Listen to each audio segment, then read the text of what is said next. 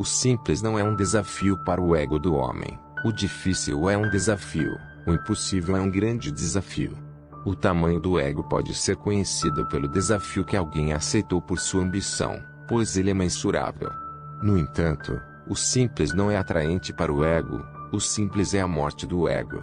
E o homem escolheu complexidades até mesmo em lugares em que não havia nenhuma complexidade, pela simples razão de que com a complexidade ele pode continuar desenvolvendo e fortalecendo seu ego. Ele continua ficando cada vez mais importante na política, na religião, na sociedade, em todos os lugares. A psicologia como um todo é orientada para tornar o ego mais forte. Até mesmo aqueles idiotas, os psicólogos, enfatizam que o homem precisa de um ego forte. Assim, a educação é um programa para lhe dar ambição através da punição e da recompensa, para conduzi-lo a uma determinada direção. Os pais desde o princípio têm expectativas muito altas com relação aos filhos. Talvez achem que Alexandre, o Grande, foi enviado para eles, ou que a filha é a reencarnação de Cleópatra. Os pais condicionam os filhos desde o início, dizendo que, a menos que prove a si mesmo, não serve para nada. O homem simples é considerado um simplório. O homem simples não foi objetivo da sociedade humana até agora. E o homem simples não pode ser objetivo, uma vez que o ser humano nasceu simples. Toda criança é simples, é apenas uma folha em branco. Então, os pais começam a escrever nessa folha, escrever o que ela tem que se tornar. Depois, os professores, os padres, os líderes, todos eles seguem enfatizando que ela tem de se tornar alguém, pois, caso contrário, terá desperdiçado sua vida. A questão é exatamente o oposto. O homem é um ser. Ele não precisa tornar-se outra pessoa. Esse é o significado da simplicidade, permanecer à vontade com o próprio ser, e não seguir qualquer caminho para tornar-se outra pessoa, que é algo que não tem fim. Não há um momento em que vá pensar, agora minha jornada está completa. Cheguei ao ponto mais alto das minhas ambições. Ninguém, em toda a história da humanidade, foi capaz de fazer isso, pelo simples fato de que o homem está se movendo em círculos. Portanto, uma pessoa está sempre à frente de outra em uma coisa ou outra. Você pode se tornar presidente dos Estados Unidos, porém, diante de Muhammad Ali, sentir-se inferior. Você não tem aquela força animal. Muhammad Ali pode dar um belo soco no nariz de Ronald Reagan e Reagan vai ficar estirado no chão. Você pode se tornar primeiro-ministro de um país, porém, ao defrontar-se com Albert Einstein, vai parecer um pigmeu. Não um primeiro-ministro, mas um pigmeu. A vida é multidimensional. É impossível que o homem vá em todas as direções e que seja o primeiro em todas elas. É simplesmente impossível, pois a existência não funciona dessa forma. O ego é a doença do homem. Os interesses instituídos querem que o homem permaneça doente. A sociedade não quer que o homem seja saudável e inteiro, porque o ser saudável e inteiro é um perigo para os seus interesses pré-estabelecidos. É por isso que ninguém quer ser simples, ninguém quer ser um Zé Ninguém. E toda a minha abordagem é que o homem deve estar à vontade consigo mesmo, que deve aceitar o seu ser, tornar-se a doença, enquanto ser é saúde. No entanto, ser simples, por inteiro, saudável, feliz, você não experimentou isso. A sociedade não lhe permite um único momento para si, portanto, o homem conhece apenas um caminho, o caminho do ego. Foi dito a você para se tornar Jesus Cristo. Há sociedades que têm como objetivo que todos se tornem um Deus. Este mundo é insano. Eles têm que sair de toda essa programação. Aquele que quiser se divertir, relaxar, sentir a paz e a beleza da existência terá que ter descartado esse falso ego. Não quero tirar mais nada do ser humano. Quero somente tirar-lhe o ego, que, de qualquer forma, é apenas uma fantasia. Não é uma realidade, portanto, não estou realmente lhe tirando nada. E quero lhe dar o seu ser. É claro que não preciso dar isso a você, você já a possui. Você apenas precisa ser alertado sobre a realidade e despertado para a imensa beleza da inocência. Nada está em risco. E o homem está correndo atrás das sombras que nunca será capaz de capturar, esquecendo-se de todos os tesouros que trouxe consigo para o mundo. Antes que seu ego seja satisfeito, a morte vai acabar com o homem. A vida é muito curta, não é para ser destruída nesse tipo de jogo como o ego. E é apenas uma... O que é o ego? O ego é exatamente o oposto do verdadeiro eu. O ego não é a pessoa. O ego é a decepção criada pela sociedade para que as pessoas possam continuar vivendo na fantasia e nunca se perguntarem a respeito da realidade. É por isso que insisto que, se o homem não abandonar o ego, nunca vai chegar a conhecer a si mesmo. Quando nascemos, temos nosso eu autêntico. Depois, a sociedade cria um falso eu. Você é cristão, você é católico, você é branco, você é alemão, faz parte da raça escolhida por Deus e deve governar o mundo e assim por diante. Ela cria uma falsa ideia de quem são as pessoas.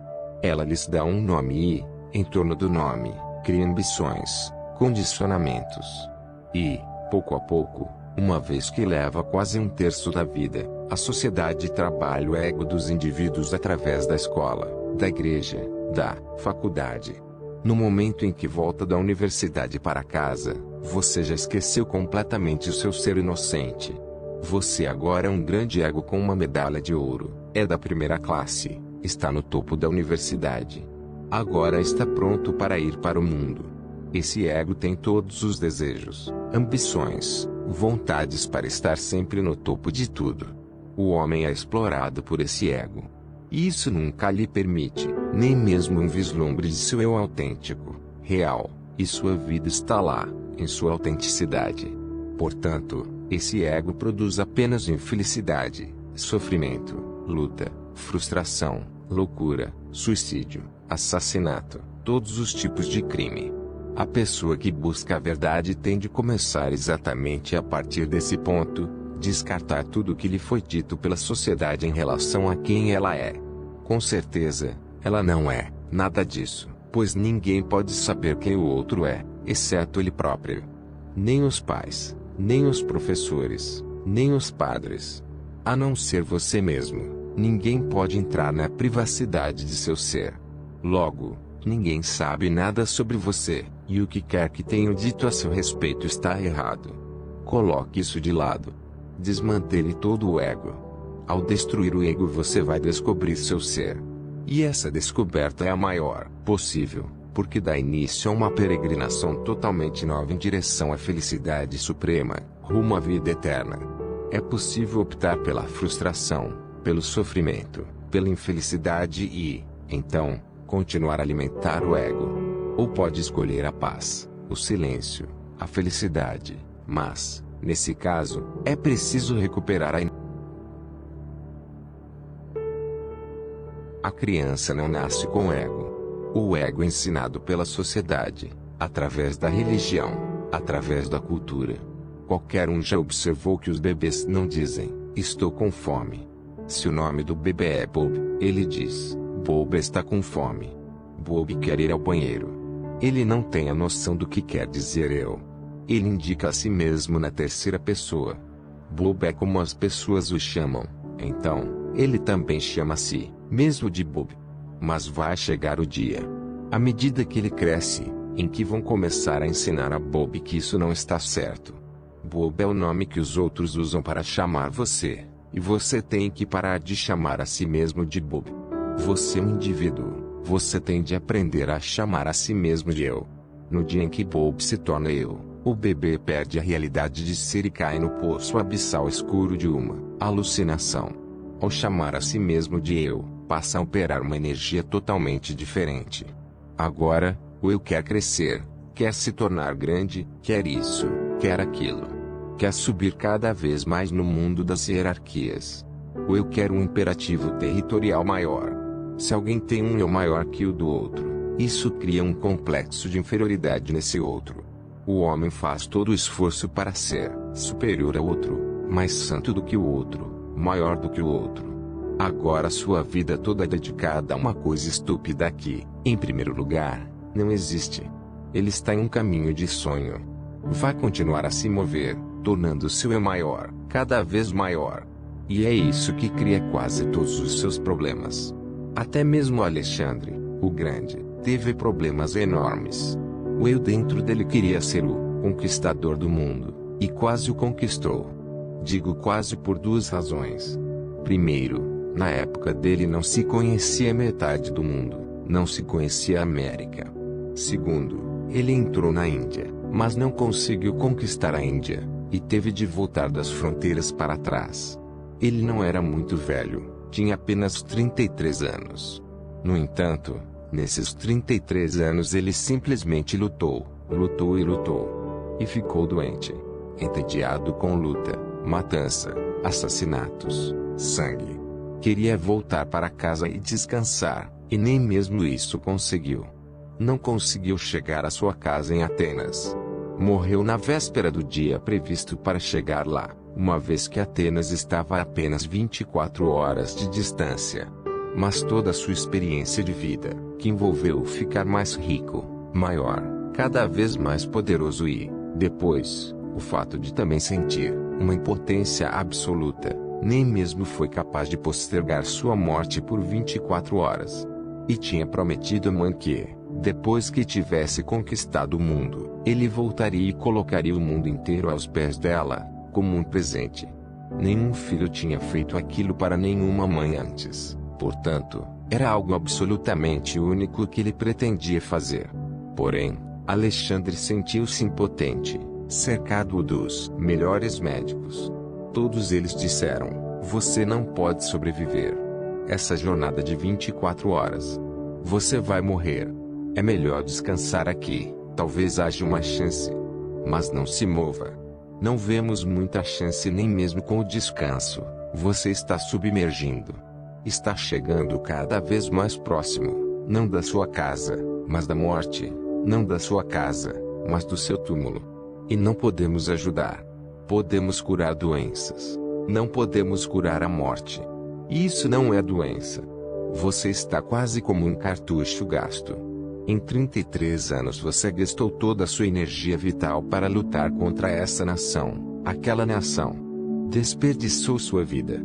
Não se trata de doença, é só que sua energia vital está gasta, e gasta inutilmente. Alexandre era um homem muito inteligente. Foi discípulo do grande lógico e filósofo Aristóteles, seu tutor particular. Morreu antes de chegar à capital. Antes de sua morte, disse ao seu comandante: este é o meu último desejo, e tem de ser cumprido. Qual foi seu último desejo? Um desejo muito estranho.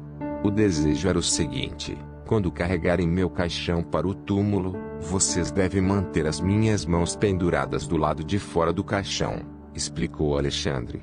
Que espécie de desejo é esse? Perguntou o comandante.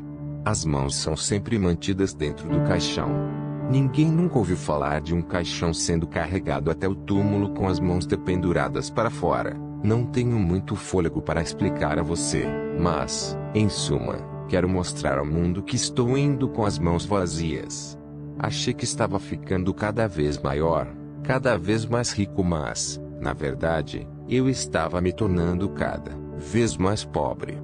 Quando nasci, vim ao mundo com os punhos cerrados, como se estivesse segurando algo nas mãos. Agora, no momento da morte, não posso ir com meus punhos fechados, esclareceu Alexandre. Manter os punhos fechados exige vida, um tanto de energia. Nenhum homem morto é capaz de manter as mãos fechadas. Quem irá fechá-las? Um homem morto não está mais presente, toda a energia se foi, e as mãos se abrem por conta própria. Deixem que todo mundo saiba que Alexandre, o Grande, está morrendo com suas mãos vazias, como um simples mendigo. Pelo que vejo, ninguém aprendeu nada com essas mãos vazias, pois as pessoas depois de Alexandre continuam a fazer o mesmo de formas diferentes. O ego do homem é a fonte de todos os seus problemas, de todas as guerras, de todos os conflitos, de todo ciúme, medo, de toda depressão. Sentir-se um fracasso, comparar-se continuamente com os outros, faz com que todo mundo se machuque, e se machuque bastante, porque ninguém pode ter tudo. Uma pessoa ser mais bonita que a outra dói. Uma pessoa ter mais dinheiro do que a outra dói. Uma pessoa ser mais bem informada do que a outra dói. Muitas coisas estão por aí para machucar as pessoas, mas elas não sabem que não são essas coisas que as machucam, pois elas não me machucam. As coisas machucam as pessoas por conta do ego delas. O ego constantemente treme de medo, pois sabe muito bem que é um artefato, um dispositivo artificial criado pela sociedade para fazer com que as pessoas continuem a correr perseguindo sombras. Esse jogo do ego, de chegar cada vez mais alto, é política. O ego e todos os seus jogos. Casamento, dinheiro e poder são seus jogos. Todos os jogos são jogos do ego. A sociedade manteve-se até agora jogando. Trata-se de uma Olimpíada constante em todo o mundo.